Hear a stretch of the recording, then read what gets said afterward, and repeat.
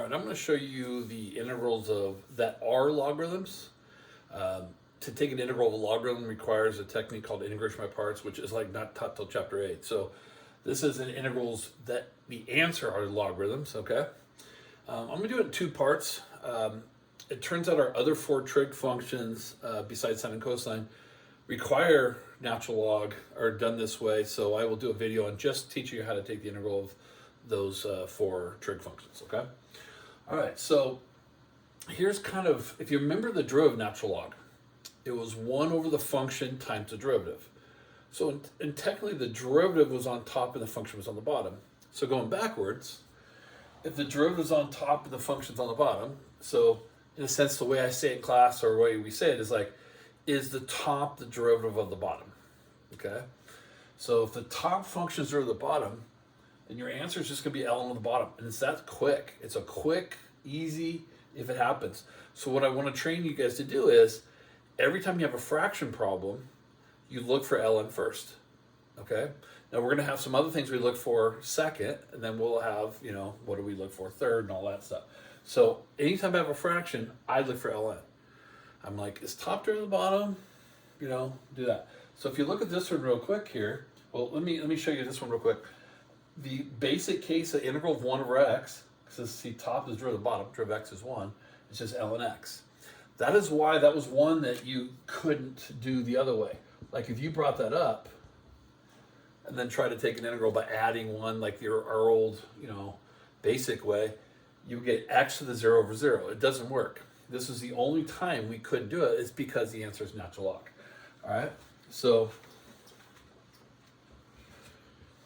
here, let's go to the example 1 here.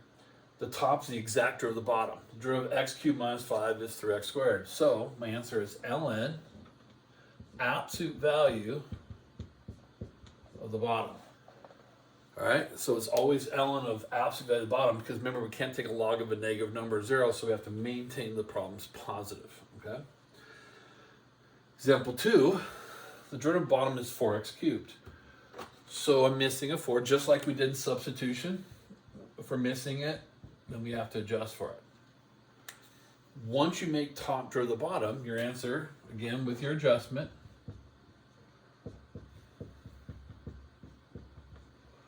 ln of the bottom. All right? Same thing for example 3. The derivative of the bottom is negative 6. I can multiply by negative 6, so then I got to put an adjustment for negative 6 would be negative 1, 6 out front. All right, once we make top to the bottom,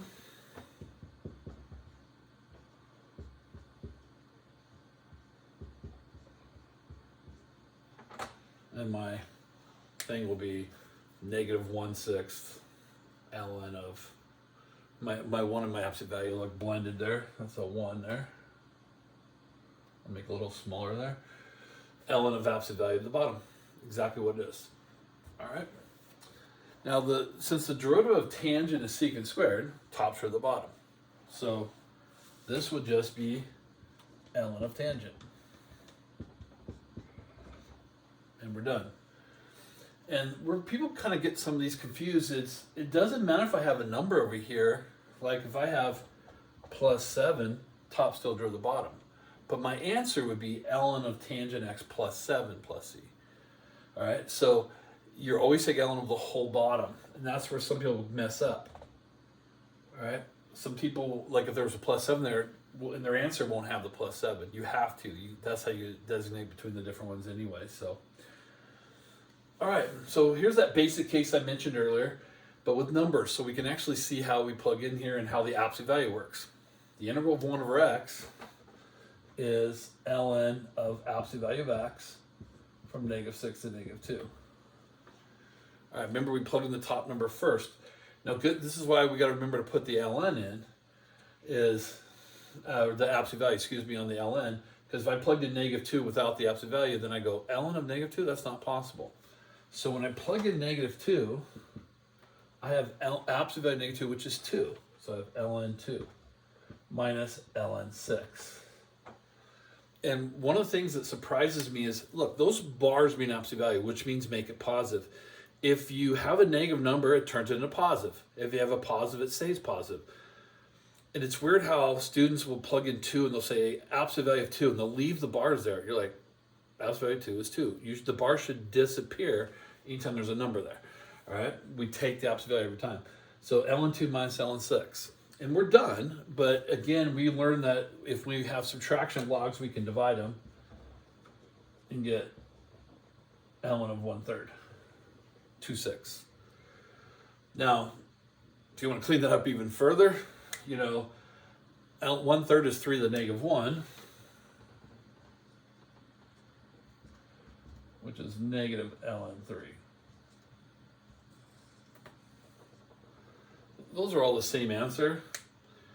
Just in a multiple choice, you just got to be able to play the game. You know, they probably would have negative ln3 as the answer as opposed to ln 1/3, right?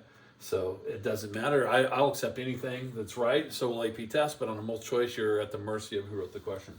All right. So there's the basic ln, and the next video I'll show you the 4 trig functions.